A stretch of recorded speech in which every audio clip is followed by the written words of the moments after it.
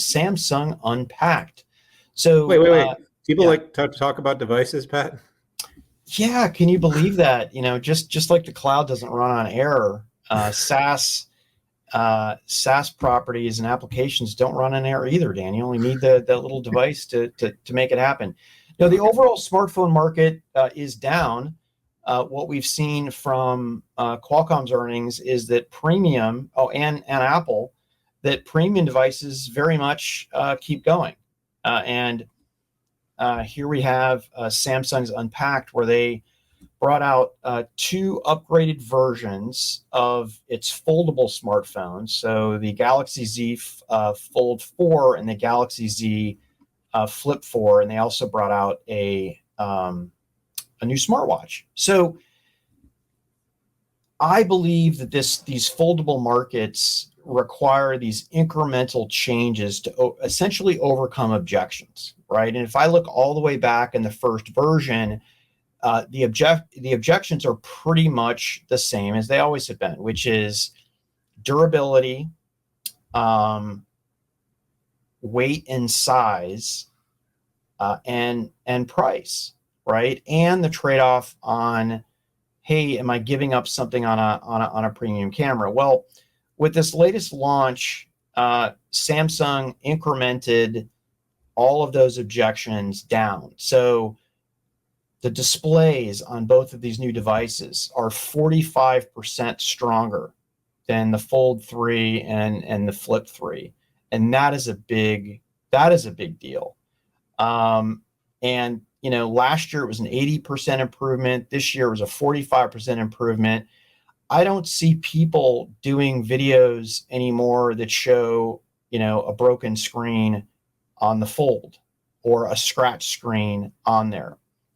The other thing the company did is it powered this with Qualcomm's latest Snapdragon 8 Plus Gen 1, which is a total improvement to the overall package in terms of battery life, in terms of performance, compute performance, AI performance, and GPU performance. They also got an upgrade on the wireless part, where for the first time the foldables were supporting 6E Wi-Fi, which is better for connectivity, not only from a range perspective, but also from a performance perspective. So we also saw, a full Qualcomm offering, right? There's no Exynos in any of these folds, which, again, a big shout out to Qualcomm. That didn't surprise me, given Qualcomm's previous announcement about Samsung going all in on premium Galaxy S devices, but it was nice to see when it came through that there was no Exynos in this line.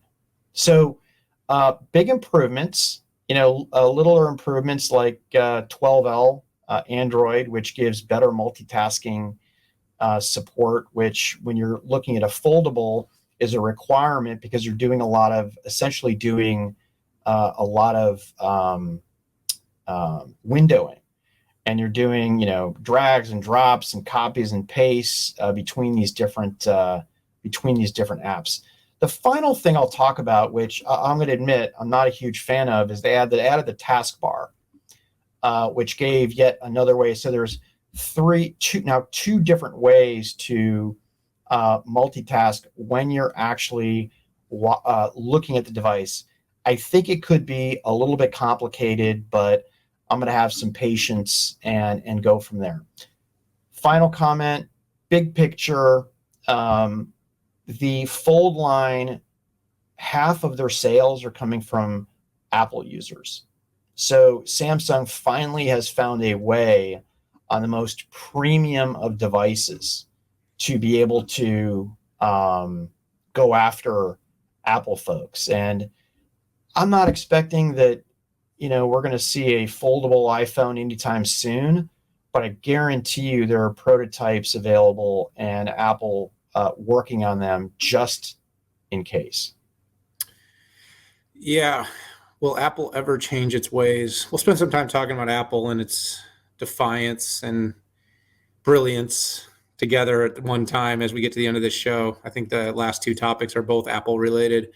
The Unpacked events, Pat, I not followed as closely as you, but I did read your Forbes piece, second plug, this podcast, but Thank you you, actually sir. did a really nice long dive on this. And there was a lot to announce there. I mean, look, first of all, the whole Galaxy line is moving rapidly to being more on par with the Apple line. And by the way, performance-wise, that's not really new. But I think in terms of perception, that is something that's taken a lot longer. You look at everything from the new watches to the new buds, the packaging, the feel, the touch, the look. These things are coming a long way. As I am traveling overseas, you do see a lot more, by the way, Samsung and Android use, and when you leave the United States. So it is interesting. I saw folds on a number of different trips this week where I actually saw them in the wild. I know. And I was saying, like, I never really see them in the wild in the States. And that just kind of further exemplifies the popularity that Android, Samsung, and premium products have outside of the US. I think we're a little bit misled as to the whole world because we are so ethnocentric here in the States that believe the whole world always does everything like we do. But having said that, Pat, the folds are just brilliant. I mean, the whole idea of a device that gives you multiple surface, more surface when you need it, gives you multi-windowing. As I say, we are moving to a world where our mobile device is our number one. If it isn't already, hey, Mr. Fold, it is our number one. And while the PC has proven to be essential, Alex Cho will like that I said that from HP, during this pandemic, what we will find is that in the end, we do first and foremost tend to rely on our mobile devices. So having a mobile profile that allows us to do more and more of what we need to do is only going to add value. And of course, Pat, you mentioned this. I think it's also worth mentioning. The decision by Samsung to double down on Qualcomm was smart. It just is. You and I are both very bullish on Qualcomm. We've worked closely with the company for a long time. We see how well the technology works. But this is going to make their phones more competitive. Look, everybody out there, whether you're an Apple fan or not, there's a reason that Apple keeps coming back to the Qualcomm well. Apple has spent fortune trying to vertically and horizontally integrate everything so that they never need a supplier like Qualcomm. And to this point, they still do. Samsung doubled down on its relationship with Qualcomm as well, because despite its own capabilities to manufacture chipsets, they still find the performance and customers are clearly getting a better outcome when they work with Qualcomm on that premium tier. This really sets us up nicely for the next topic, Pat. A good launch for Samsung, a deepening line, improved perception, strength at the top tier. And by the way, let's not forget for a minute that the fallout has not been a bad thing for Samsung in the Android space. They've certainly been able to pick up the ball. We talked about this last week with Motorola as well, but there's been more market for both those companies. So Unpacked has now been unpacked.